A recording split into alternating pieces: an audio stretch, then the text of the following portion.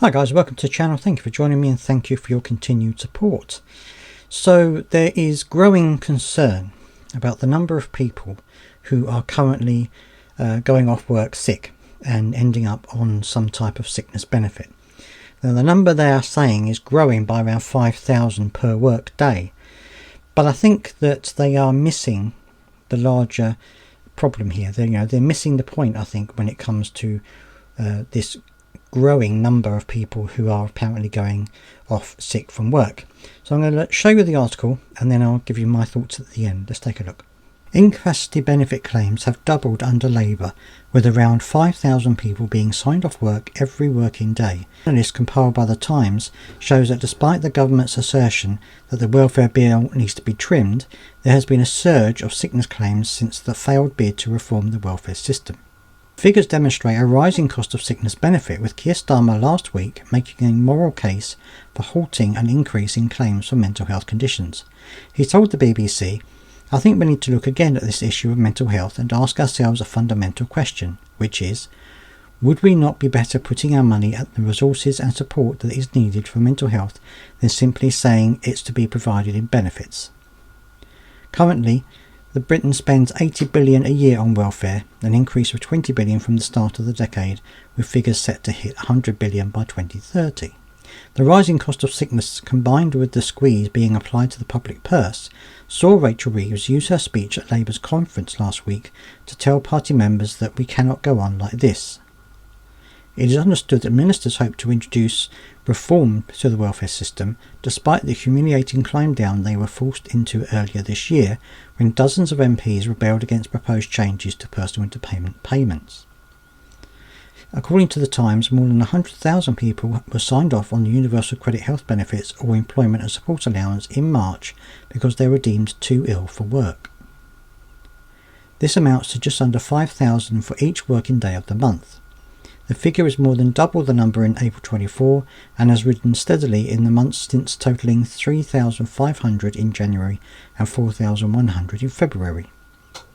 According to the figures, on a 12-month rolling average, 2,900 people per working day were signed off sick over the last year, up 43% on the year before. Joe Shalom, Policy Director of the Centre for Social Justice think tank, said, 5,000 a day being signed onto long-term sickness shows something has gone deeply wrong in the benefit system. This is not a phenomenon seen in other countries. Having abandoned earlier measures, the government needs to respond now with much more urgency and explain to backbenchers that it is both fiscally and morally wrong to throw thousands of working-age people on the scrap heap. Failure to do so will be counted not just in squandered billions but in wasted lives. So as you can see, there's a growing unease at the number of people who are currently receiving some type of sickness benefit.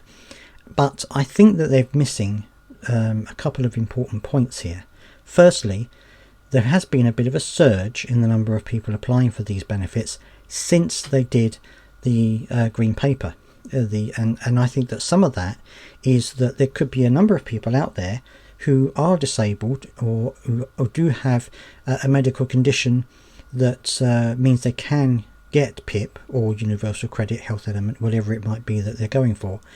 It could be that they are eligible but simply haven't done it before because perhaps they were able to survive, they were able to work, they were able to do whatever they needed to do without having to rely on the state. But the problem now is that now people have seen the government are trying to cut back on these benefits and change the criteria to make it harder. Maybe there are now people thinking, well, I better apply for this before it changes because I am entitled to it, but I don't want it to get so hard that in the future I can't have it, or I can't get it, even though I have a need for it. There could be an element of that going on. I think there could also be an element of the NHS just failing people.